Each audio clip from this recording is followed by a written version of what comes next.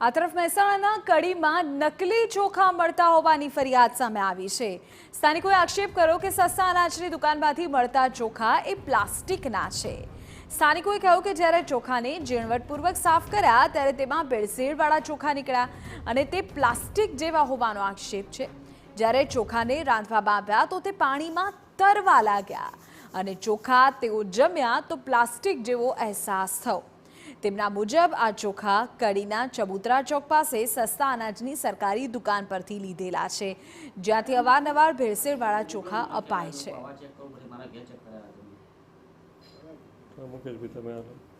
કડીમાં હમણાં જે સમિટીમાંથી જે કોટામાં અનાજ આપે છે એમાં ચોખા લાવેલા છે અમે, અને એની અંદર પ્લાસ્ટિકના ચોખા હોય એવું અમને જણાઈ આવ્યું છે। તેથી આ વસ્તુની યોગ્ય તપાસ થવી જોઈએ અને જ્યાં પણ આ ચોખા બને છે અથવા જે બી ફેક્ટરીમાં બને છે તેને સીલ કરી આરોગ્ય સાથે ચેડા થતાં અટકાવવા જોઈએ। આ જ્યારે હું સાફ કરતી હતી ત્યારે આ ચોખા આપણા જે હોય એ દેખાતા નથી, થોડા અલગ જ પડતા લાગે છે, થોડા વ્હાઈટ લાગે છે, પહેલાં થોડા શ્યામ હોય છે અને આ એકદમ ગોળ અને આપણે ખીચડી બનાવીને તો ઉપર તરી જાય છે।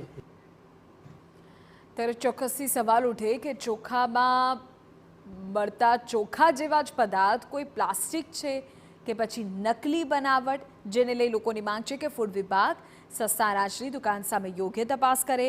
જો આ ચોખામાં કોઈ ભેળસેળ છે તો ખુલ્લેઆમ લોકોના સ્વાસ્થ્ય સાથે ચેડા થઈ રહ્યા છે।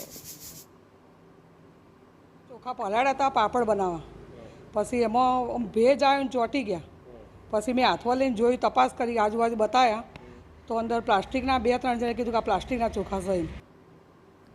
તો બીજી તરફ એ માહિતી પણ સામે આવી રહી છે કે ચોખાની અંદર ફોર્ટિફાઈડ ચોખાનો ઉમેરો કરવામાં આવે છે।